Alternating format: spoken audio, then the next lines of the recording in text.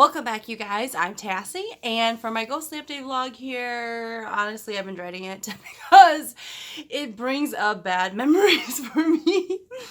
So in this video, we're going to be answering a few questions, and the whole premises of this video is going to be about relationships as far as like dating for people who are spiritually inclined, especially if you are among shaman, from my own experience.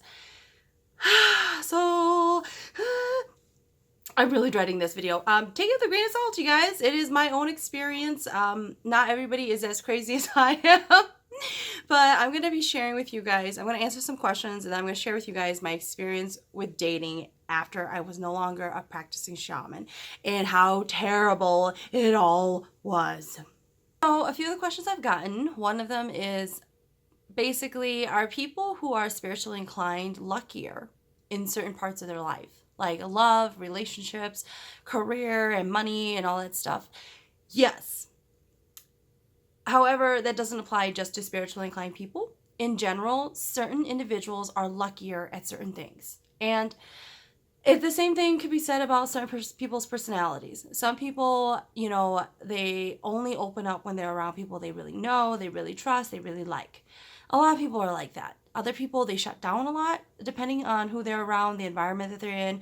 And that's pretty normal. So it's the same thing with luck for people. Some people are just luckier when it comes to love. Some people are just luckier when it comes to career and money. So all of those things being answered, yes.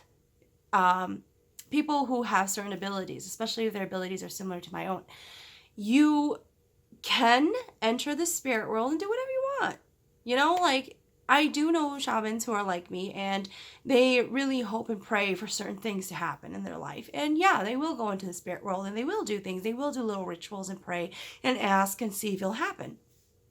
They may even try to sway things in their direction, okay?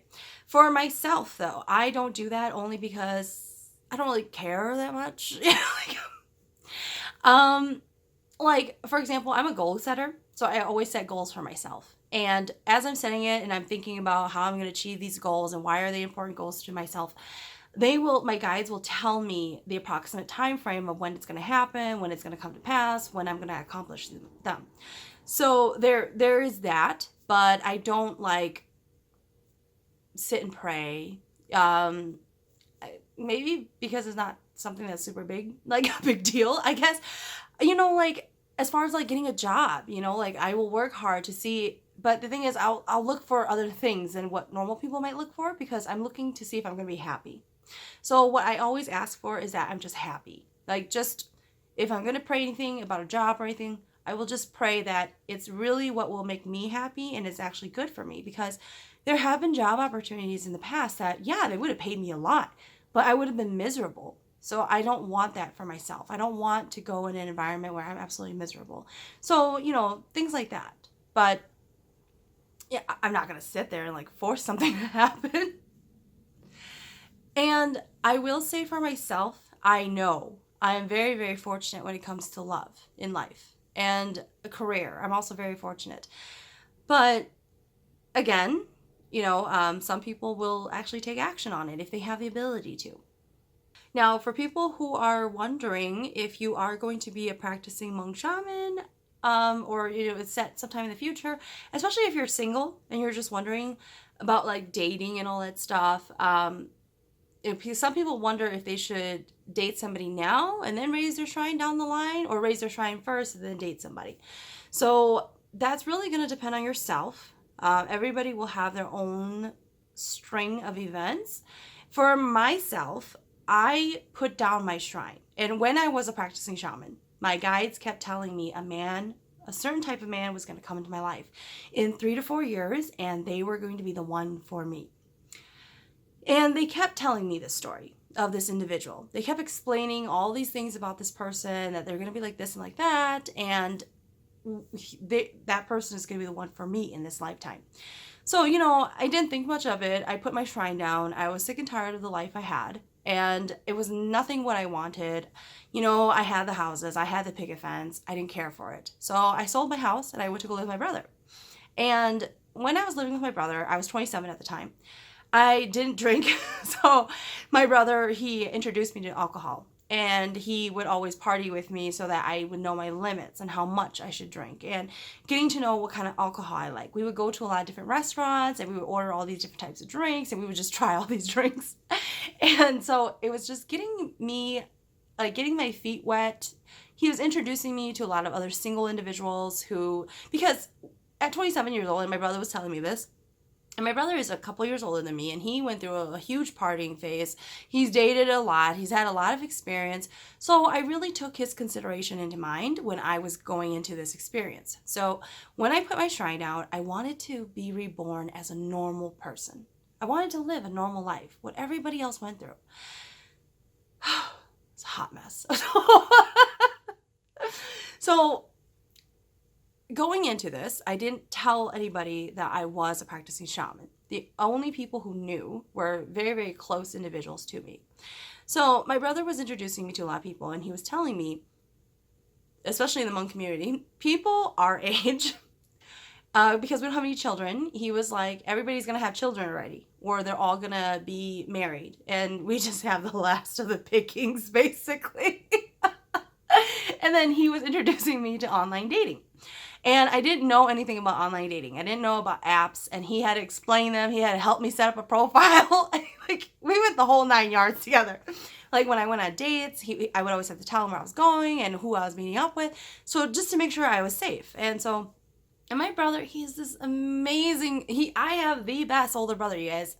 Hands down. Like, granted, my family, we're not very traditional. And for Hmong families, there are very traditional Hmong families, and then there are non-traditional Hmong families. I fall under the non-traditional one.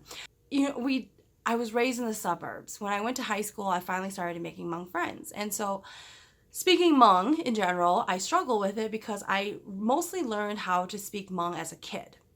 But I didn't talk to adults who were Hmong, and I didn't grow up talking to other people in Hmong. So I never fully developed a really mature way of speaking Hmong. When I talk in Hmong, it sounds like I'm talking to a kid, or I am a kid, because that's the extent of my Hmong. Anyways, so trying to like keep this short. Don't judge me when I tell you guys these things, but you know, going into dating, I learned real quick, everybody's messed up. Everybody. There is not a single sane person out there, myself included. Everybody is pretty much crazy. Like, I thought I was crazy and I was like gonna be normal, right?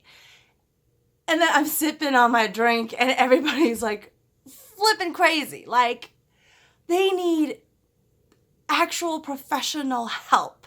Crazy. Like, honey, like, I can't cure you from this.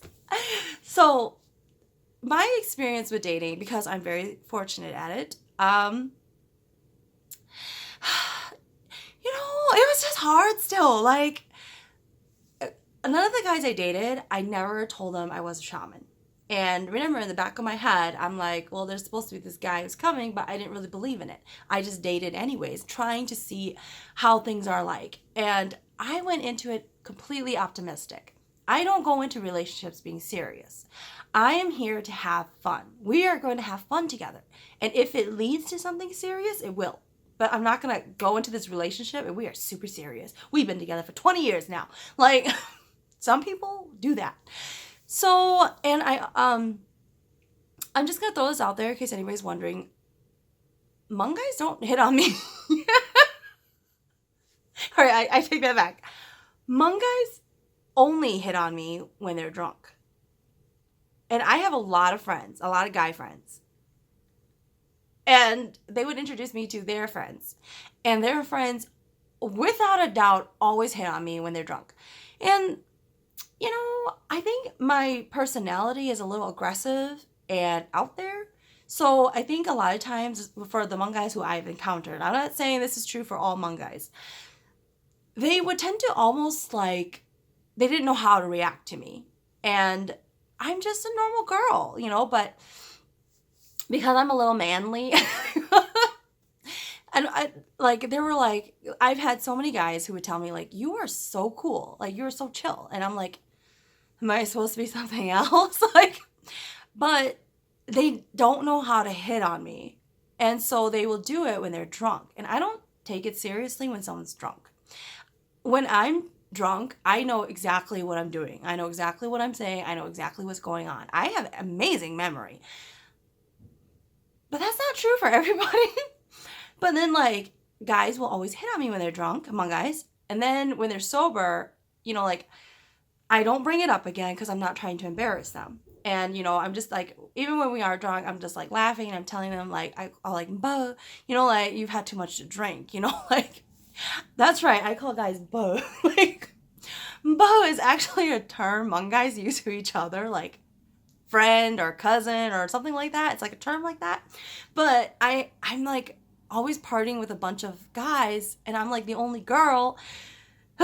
But a lot of like Hmong girls, they're all in like relationships or they all are married. And so they don't go out and just hang out like with girls. Like they probably did that when they were younger, when they weren't like, I'm 27, 28. Like all I have is guy friends. Like, and so, I ended up having a lot of guy friends and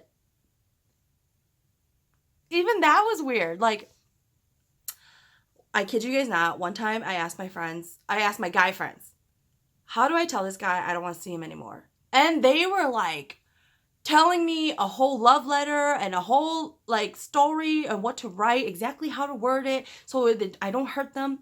I asked my girls the exact same question. How do I tell this guy I don't want to see him anymore? And they were like, just tell him you don't want to see him no more. Like, let me text it to you. I'm like, they were so aggressive. My girls were so aggressive. They were like, just cut him off. Like, who cares? But my guy friends were like, so understanding and like, like I was like, what? Like, I thought my guy friends would give me my girlfriend's advice, but no. But I think because they have been in those shoes where a girl was telling them that they weren't interested. And whereas my girlfriends were like, what, this shouldn't be an issue. You shouldn't even be asking this. So that was very different. And because I'm an empath, when I dated, it was very, very hard. So I created this list. I created a list where I'm like, okay, I'm 27 years old. This imaginary guy who I want to date one day. He's going to have to fall under all these categories. I met these guys. They had more credentials than what was on my list. Holy cow, they were messed up. They were crazy, you guys. I was proposed to on more than one occasion. I was kidnapped, you guys. I've gone through a lot of stuff. A lot of stuff. Like, there have been so many guys where my friends, they're always like, he's going to cut you up and he's going to throw your body in a dumpster, Tassie. Like, because of how intense they were. Like, they were so intense. And because I'm an empath, they were like, telling me they're demons, and I'm like, this isn't what I signed up for. I thought we were just coming out here to have fun. Like, I thought we were going rock climbing, or I thought we were going canoeing. Like, I thought this was just supposed to be light and fun. Like, but it's like they're telling me all of these super intense and serious things, and they are having this amazing connection with me, but I'm like freaking out. I'm like a rabbit in a corner, like, oh my God, how do I get out of this? Like, what did I just sign up for? And when I would tell these guys, and this is after one date, only 2 guys did I ever date for like 6 months. Other than that, no one's ever made it past that. Most guys, after the first date, I don't want to see them again. And they would get so mad at me. Like, mad. Like, stalking me. Like, it's been years, you guys. Years. I have had 3 marriage proposals. I've had sex slave offers by more than one guy. I've had guys who just want to be the side guy. Like, they're totally fine being the side. Like, and the thing is, I knew what they were doing. Because guys, they thought, like, they think that if they keep hanging around, eventually I'll change my mind and I'll realize, oh my God, I was in love with you this whole time. Like, no. Like, no. But these guys really thought that. So they, like, after I wouldn't see them, like, there was this one guy in particular. He was one of the first guys I went on a date with. And all of these guys I've gone on dates with, you guys, they were all great people. They were excellent, amazing people to society, to life. They would have been perfect people for other people. Like, but after I would, like, one guy in particular, the first guy, I think he was like one of the first guys. I, he was like a chill guy, you know, and Minnesota guys all have things with motorcycles for some reason. I hate motorcycles, but for some reason, all these guys always have motorcycles. They always brought up their motorcycles. And I'm like, I don't want to ride your motorcycle. And no, like, anyways, so I did end up dating a guy who had a motorcycle. And I freaking hated it because he always made me wear pants. And you know, I hate wearing pants. So that didn't last long. But anyways, so there was this guy.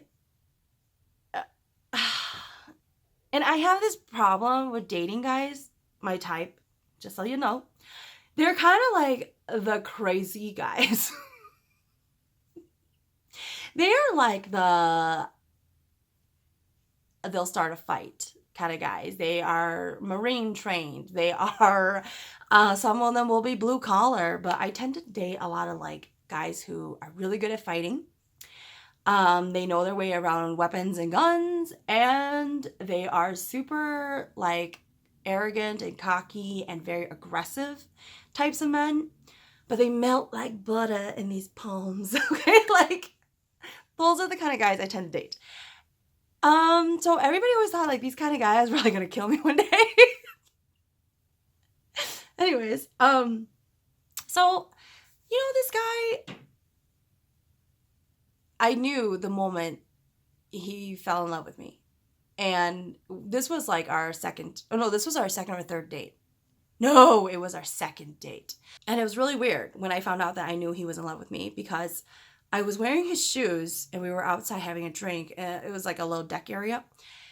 And I remember I was looking at his shoes and it just hit me that he was in love with me. And it came out of nowhere. Like literally we're on our second date and I was spending the night.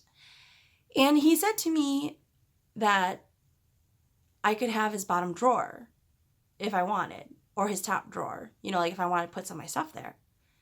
And I remember I was like drinking and I didn't respond to him. Like I was just like kind of like looking at my drink like, what did he just say to me? Like, why would he say that to me? Like, and then he was like asking me for my opinion on decorations because he wanted to change how his house looked so that I would like it. And I was like, oh God, like, oh God. So it dawned on me that he had fallen in love with me. And I was like, this can't be possible. Like, nobody warned me of this. Like, people didn't say that people fall in love this fast. Like, people don't fall in love this easily, do they? And, you know, like, whatever. That night passes. And all of a sudden, like, I don't talk to him for like 2 weeks. And then all of a sudden, you know, like, he's contacting me, saying what's up. He wants to hang out. And I'm like, you know, he's a really good guy, though, you know, but I had this nagging feeling like, no, he's in love with you and you're not in love with him. You're not ready for this. But I went to go hang out with him again. And then after that, I broke it off with him. And he asked me why. And he was very, very, very nice about it. He was like, okay. And then he asked me why. And for some reason, instead of coming up with a stupid lie, I just told him the truth. I was like, because you're in love with me. And he completely denied it. He was like, I'm not in love with you. Like, what are you talking about? Like, I'm not in love with you. Like, I was like, you're moving too fast for me. I'm not comfortable with this, you know? And then so we ended it. The next day. So my phone goes off the hook and he's like telling me he didn't go to work. He was a manager for his job. And it was just terrible because he was like, it all hit him all at once that he was in love with me. And I'm like, honey, I already told you this is why I'm leaving you. And it ended up like, I don't know, like another year passed and he contacted me again. And he told me that after I left and he realized that maybe there was things he needed to work on. It was so twisted. He thought I left him because he wasn't good enough for me. So he started doing yoga. Like, he started working out hardcore. And I'm like, honey, you weren't even unfit when we met. Like, what else are you working on? And he was like, changing his life. Like, because then he thought a year from now, if I become this more amazing person, this girl is going to come back and be in love with me. And I'm like telling him, like, honey, no. Like, and I told him, don't ever do this for a girl. Like, and the thing is, all these guys that I end up leaving, blah, blah, things don't work out, I always wish them the best. There's not a single guy who I've ever dated that I will talk mad stuff about. Like, just because we didn't work out, it doesn't mean that there wasn't a time that I didn't think kindly of you, that I didn't see how amazing you are as an individual. But just because things don't work out, it doesn't mean it wasn't because you weren't good enough, you know? And so a lot of these guys ended up feeling that they weren't good enough, and that if they changed themselves, if they offered me more things, that I would end up staying. And I think maybe that worked for them in the past with other girls. I don't really know, but I'm not that kind of person, because as soon as I make up my mind, that's it. Like, I don't change it. I don't go back. Like, once I end it with an ex, it's over. Like, I will always see you as a friend. I will even try to hook you up with somebody. Like, I've done that before, and people think it's weird. Like, I have a thing where, have you ever gone on a date with somebody, and then in the middle of that date, it's dawning on you, like, holy cow, I wish we had met as friends and not gone on a date, because it kind of ruins certain paths. But I'm just like, you would have made an amazing friend. We could have been amazing friends. But I'm not into you like that. Like, we're not going to date. Like, but I have somebody for you. But, like, my girlfriends thought it was weird. Like, they were not okay with it. And they would ask me, like, oh, do you have a guy, like a single guy who, you haven't dated? And I'm like, so what if I've dated them? Like, and the thing is, people think I'm weird when I try to say this. Because people are like, why are you trying to pass off your seconds to somebody else? It's not like that for me. If I know you two could be married 6 months down the line, hit it off and it'd be perfect.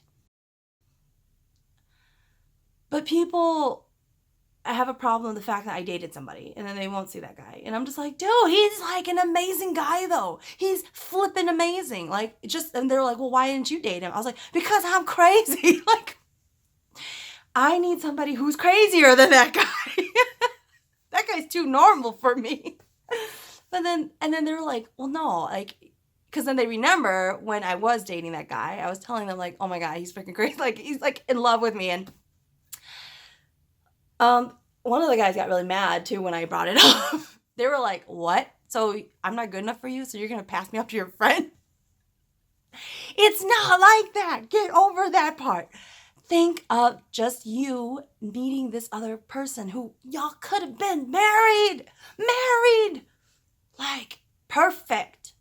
But no, everybody just wants to remember that I dated you too. Like, I will never bring that up again. But you know, some people are weirded by that. It is the weirdest thing. Why are people so weirded out by it? But I'm that person who is your number one cheerleader. Like, especially in relationships. I need you to excel. And I will help you get there. I will tell you how to get there. You just need to do it. And all these people were just seeing that I was like everything that they've been looking for. But no, honey, it's not. See, the problem that I also learned when you're older and you start dating, if you don't have any children, if they find out you have a great career and you're single and you're independent and everything, that's all they need. They'll marry you. Like, they'll marry you. They will marry you. Like, stop. Okay? Don't settle, people. So, like, but then, like, I have the craziest expectations too. Like, when it comes to dating, for me especially,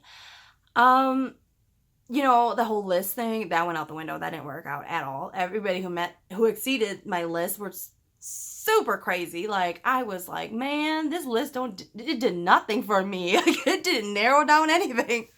So I stopped with the list and I just met people. And I was just like, let's just see where it goes, you know?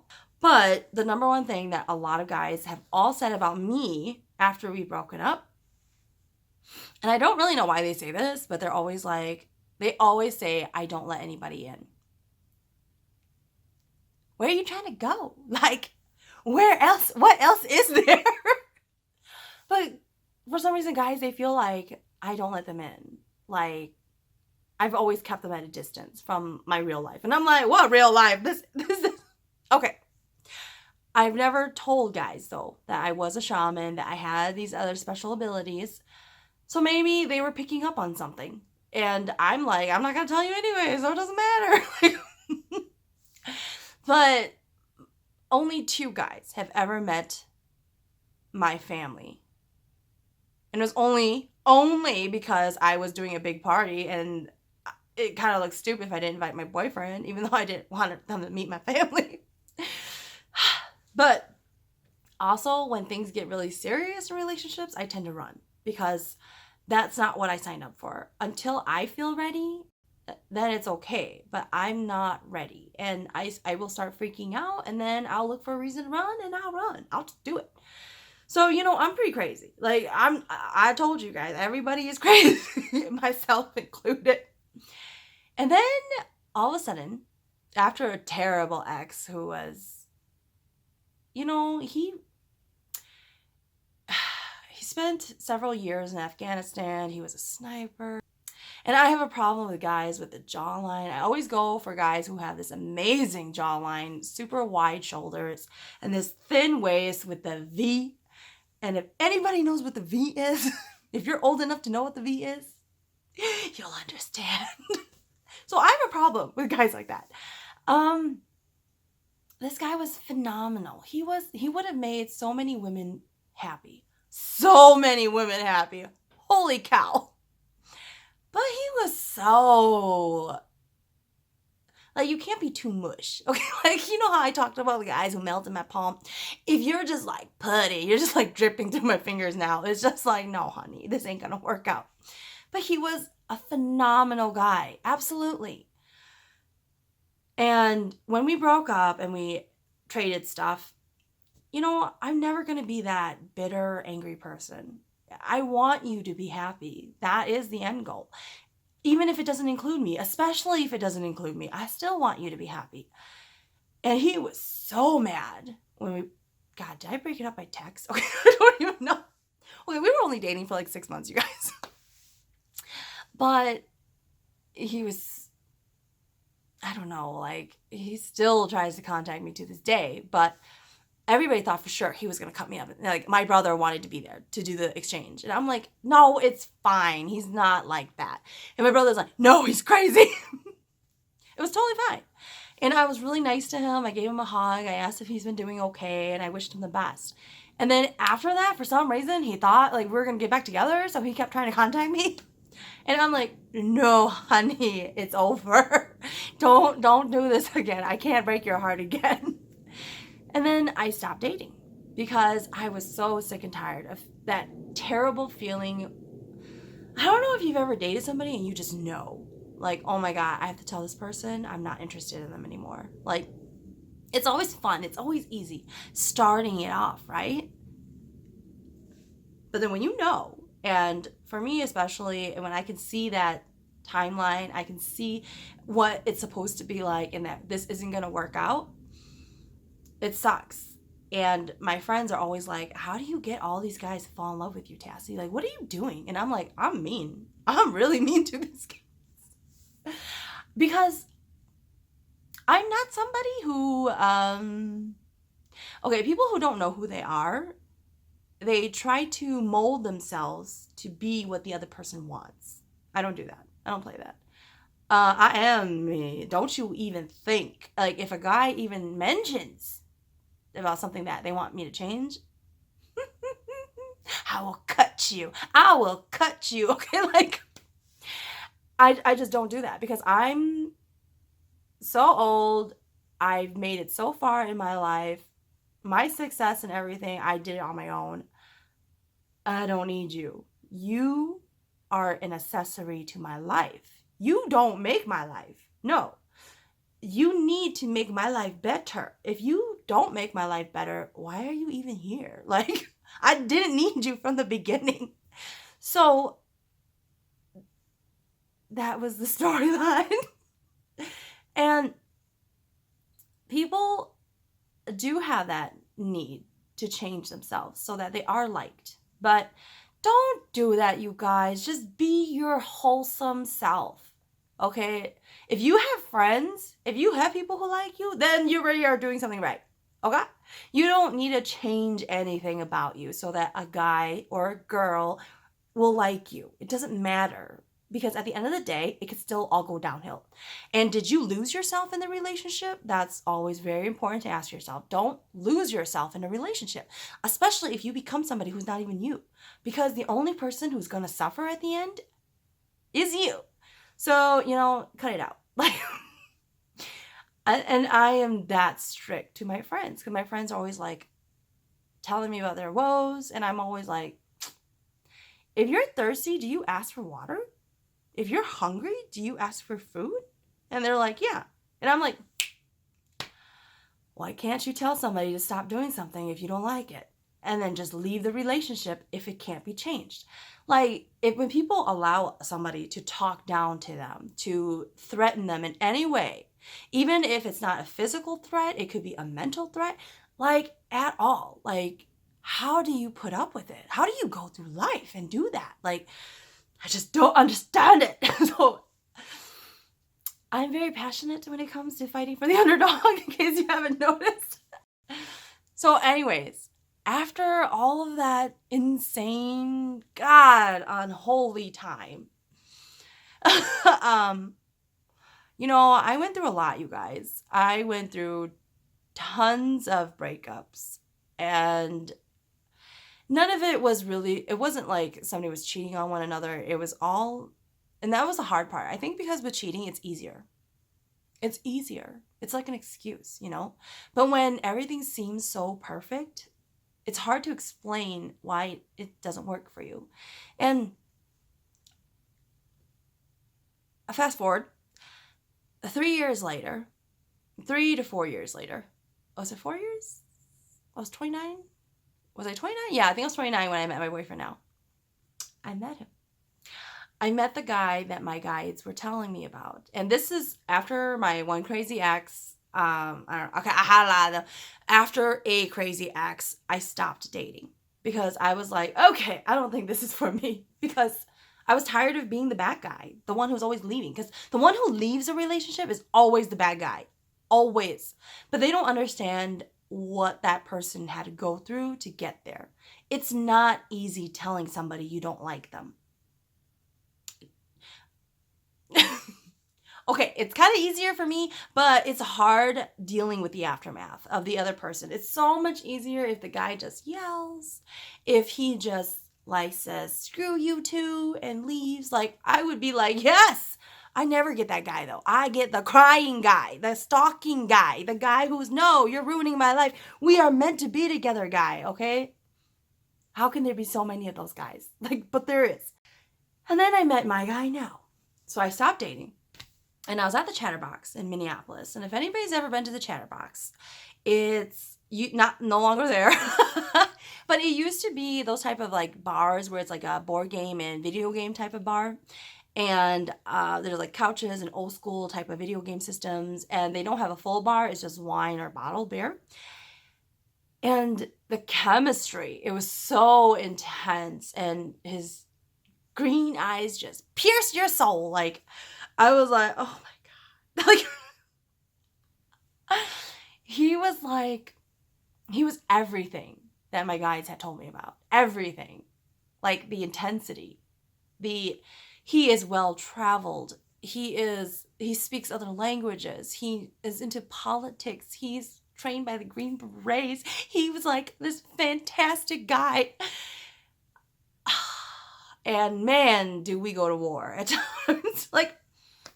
And he was the only guy out of this entire time I ever told that I was a shaman, that I had a special ability. And he had certain things about him too. And we just connected on such a level, on all the different levels. It was phenomenal. He was what I had been waiting for. And I was like, oh my God, I should have just never dated all those crazy people. But honestly, they also prepared me to the point where I was with him. But it's funny because he's the only guy I've ever gone to full war with. There has been no other guy in my life have I ever just straight out called him a mother effer, man. Like, I've raised my voice to the top. Like, we are hollering at each other. We are going at it. Like, because I know where he's going in his mind, in his arguments. I'm already seeing what angle he's coming at. So I'm already preparing to go at a different angle. Hurts my soul. I have apologized to him. So it's just, I've never had to apologize to a guy before. They were never smart enough to get there. But for him, my guy now, yes. Oh, God. But it opened up this entirely different respect level we have for each other. So very, very, very long story short. People who are spiritually inclined, especially if you're like me, you're gonna struggle when it comes to dating. You're gonna easily find them. And honestly, I've told people this before, like, a lot of people will comment on my looks, and maybe that's why, but I'm like, I'm not even that good looking. I'm not even that pretty, you guys. There are tons of people who are a lot more beautiful than I am. But it's my spirit that people end up really falling in love with. It's what I am on the inside. And it sounds so cheesy, but it's true. Because you'll have somebody who is like drop dead gorgeous, and they're like, just coming at me like I'm a light and they're a moth to a flame. It's just like, it's not because of my looks. It's just because of who my spirit is. And that's the one that they're falling for. So men and women constantly, they're always looking at me. But it's not because of my looks. They think it is, that they rationalize it, and that's what they stare at first. But it's actually not. It's actually my spirit that they see. So people who are spiritually inclined, you do tend to have an easier time. And I would say that I probably am very manly, like I mentioned, and I'm very realistic and no nonsense kind of a person, where I know to end things and I know when things aren't right, because I stick up for myself and I stick up for people who can't. And I'm very aggressive. So that's why, I may have gone through this crazy dating phase with so many different people, but I know who I am, and I know if I'm just going to end up ruining somebody because they're not the one for me. So yeah, people, you may be struggling if you're going to become a shaman first or not. In the end, I realized it didn't matter. Even when I was a practicing shaman, it just wasn't something I was interested in. As far as like dating and all that stuff. I had bigger fish to fry, basically. And so after I stopped and I tried to live this normal life like I was a normal person, it's just a hot mess, man. Don't even do it. Like, just don't date, you guys. Oh my God. And it's just crazy. Yeah, y'all. It's just crazy. So I've been avoiding doing this video because through my dating experience, I felt like I was a terrible person. But really, I was trying to save all these people, but they didn't see me as saving them because they just wanted to be with me. But that's not what it's supposed to be like. And I'll ruin them anyways. It doesn't matter. So. All right, you guys. Very, very long video. Until next time.